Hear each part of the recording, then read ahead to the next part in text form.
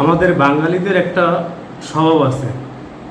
আমরা যখন কোনো কিছু আপোষে চাই কিংবা ন্যায়ের মধ্য থেকে চাই, তখন কিন্তু আমাদের দেওয়া হয় না, দূর দূর করে তাড়িয়ে দেওয়া হয়।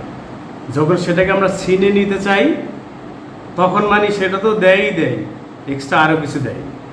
তো আজকে আমি মূলত আওয়ামী লীগ বিরোধী নই। আমি ছাত্র আন্দোলনের এতদিন পর যে দাবিটা আজকে সরকার মেনে নিল কিংবা বসবে বলল, তো সেটা গত দুদিন আগে কেন বললো না? মানে সে কি দেখছে যে তাদেরকে হটাইয়া তারপর তার শাসন যেটা সেটা অব্যাহত রাখবে এরকম? তার তো এটা জ্ঞান থাকা দরকার যে আসলে এখানে একটা ন্যায়ের আন্দোলন, এখানে জয় নিশ্চিত। আজ হোক কাল হোক, আস্তে আস্তে তো মানুষ যতই খারাপ হোক, ন্যায়ের পক্ষে কিন্তু সবাই থাকে। আজকে ছাত্ররা নামছে, কালকে অভিভাবক নামবে, পরে শ্রমিক নামবে, শিক্ষক নামবে। এটা তো আস্তে আস্তে বড় হবে। এতটুকু কি সেন্স বাংলাদেশ সরকারের যে অন্যান্য যারা নেতাকর্মী আছে তাদের ছিল না?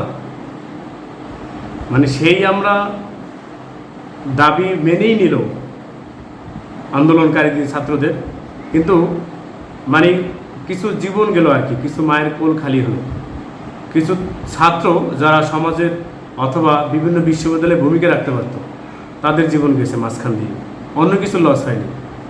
বড় বড় নেতাকর্মী এবং বাংলাদেশ সরকার কিংবা কোনো পুলিশের পরিবার এরা কিন্তু ক্ষতিগ্রস্ত হয়নি, সাধারণ ছাত্ররাই কিন্তু ক্ষতিগ্রস্ত হলো। কথায় বলে না, জল কিন্তু সেই খেলাম, তবে একটু গোলা করে খেলাম, পরিষ্কার পানির যে স্বাদ সেটা আসলে মূলত নিতে পারলাম না, গোলা করে ময়লা করে তারপর খেলাম।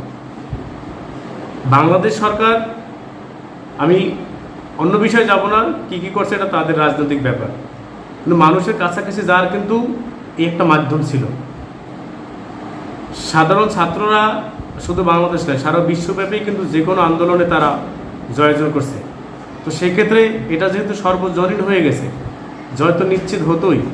কারণ পুলিশ বলো, অন্যান্য প্রশাসন যাই বলি না কেন, সবারই কিন্তু একটা মানবিক দিক আছে, যার ফলে ছাত্রলীগ হওয়া সত্ত্বেও কিন্তু অনেক ছাত্রলীগ কর্মী দেখলাম, প্রায় 200-250 ছাত্রলীগ কর্মী নিজের জায়গা থেকে পদত্যাগ করছে।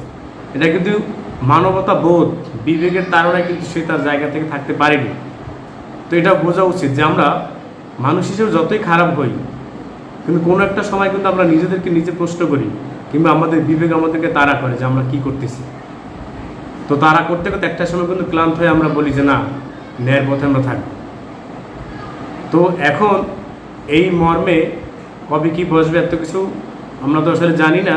তবে আশা করব বাংলাদেশ সরকার বিগত দিনে যেভাবে জনগণের পাশে ছিল, জানে এখনও এই ছাত্রদের পাশে থেকে ন্যায়ের পক্ষে যাতে সেই ঘোষণাটা দেয় এবং যৌক্তিক যে দাবি সেটা দাবি মেনে নিয়ে অন্তত সাধারণ মানুষ থেকে তথা বাংলাদেশের মানুষের মনের যে একটা আশা আকাঙ্ক্ষা সরকারের উপরে আছে, সেটা যাতে বাস্তবায়ন করা হয়।